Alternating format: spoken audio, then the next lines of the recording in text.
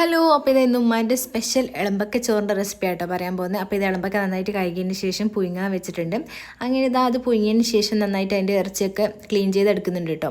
അപ്പോൾ അതെടുത്ത് മാറ്റി വെച്ചതിന് ശേഷം അതിലേക്ക് നമ്മൾ മുളക് പൊടിയും അതുപോലെ തന്നെ നമ്മുടെ ഗരം മസാലയും ഉപ്പൊക്കെ കൂടി സാധാ മസാല പുരട്ടിയിട്ട് എന്താണെന്ന് വെച്ചാൽ നന്നായിട്ട് വെളിച്ചെണ്ണയിലിട്ട് ഇതുപോലെ തന്നെ മുരിച്ചെടുക്കാം കേട്ടോ. അങ്ങനെ മുരിച്ചെടുത്തിട്ട് മാറ്റിയതിന് ശേഷം നമുക്ക് മസാല ഉണ്ടാക്കാം. മസാല ഉണ്ടാക്കാൻ വേണ്ടിയിട്ട് ആദ്യം തന്നെ വെളിച്ചെണ്ണയിൽ ഉള്ളി ഇതുപോലെ ചെറുതാക്കി മുറിച്ച് നന്നായിട്ട് വഴറ്റിയെടുക്കാം. അത് വഴണ്ട് എന്ന് കണ്ടതിന് ശേഷം എന്ത് ചെയ്യാന്ന് വെച്ചാൽ അതിലേക്ക് തക്കാളി ഇട്ട് കൊടുക്കാം. പിന്നെ നമ്മൾ ഇഞ്ചി ചുറ്റുള്ളി പച്ചമുളക് ഉണ്ടല്ലോ അതുകൊണ്ട് നന്നായിട്ട് മിക്സിയിലിട്ട് ചതച്ചിട്ട് അതും കൂടി ചേർത്ത് കൊടുക്കാം കേട്ടോ. അങ്ങനെ ഇത് നന്നായിട്ട് വഴന്നതിന് ശേഷം ഇതിലേക്ക് നമ്മൾ മസാലപ്പൊടികൾ ഇട്ട് കൊടുക്കാം. നമ്മളിവിടെ ഗരം മസാല അതുപോലെ തന്നെ കുരുമുളക് പൊടിയും മുളക് പൊടിയും മഞ്ഞൾപ്പൊടിയും പിന്നെ ഉപ്പും കൂടി ചേർത്ത് കൊടുക്കുന്നുണ്ട് കേട്ടോ. അപ്പോൾ ഈ മസാലപ്പൊടിയൊക്കെ നന്നായിട്ട് വഴന്നതിന് ശേഷം നമ്മൾ മെത്തുമ്പത്തിനുണ്ടായ മല്ലിയില കേട്ടോ നന്നായിട്ട് കൈക്ക് വൃത്തിയാക്കി ഇട്ട് കൊടുക്കുന്നത് അതുകൂടി ഇട്ട് കൊടുക്കുക.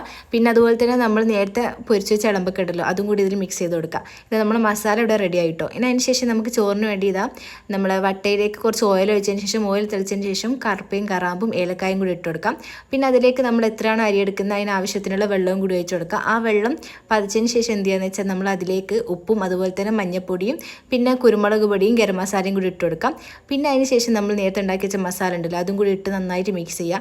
എന്നിട്ട് ഇത് തിളച്ചതിന് ശേഷം ഇതിലേക്ക് എന്ത് ചെയ്യുകയെന്ന് വെച്ചാൽ നമ്മൾ കൈകച്ച അരി ഉണ്ടല്ലോ അതും കൂടി ഇട്ട് കൊടുക്കാം. എന്നിട്ട് നന്നായി തിളക്കിയതിന് ശേഷം ഇത് മൂടി വെക്കാം. നമ്മൾ മജ്ബൂസ് ഇവിടെ റെഡിയായി. മജ്ബൂസ് അല്ല, ഇളമ്പക്ക ചോറ് ഇവിടെ റെഡിയായി. ഒരിക്കലും ഇങ്ങനെ ട്രൈ ആക്കി നോക്കണം കേട്ടോ, അടിപൊളിയാണ്. അപ്പോൾ നമ്മൾ ചിക്കൻ പൊരിച്ചതൊക്കെ കൂട്ടി അടിച്ച് പൊളിച്ച് കഴിച്ചു. അപ്പോൾ ഓക്കെ, ബൈ.